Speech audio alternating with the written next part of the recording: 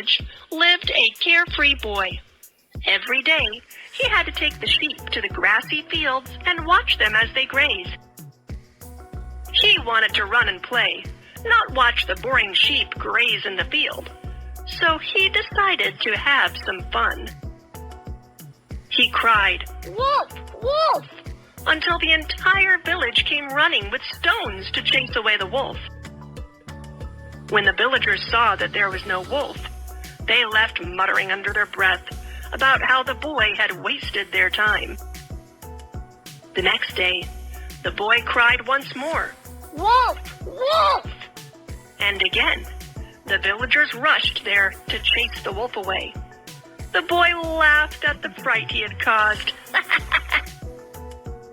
This time, the villagers left angrily. The third day, as the boy went up the small hill, he suddenly saw a wolf attacking his sheep. He cried as hard as he could, "Wolf! Wolf! Wolf!" But not a single villager came to help him. The villagers thought that he was trying to fool them again and did not come to rescue him or his sheep. The little boy lost many sheep that day, all because of his foolishness.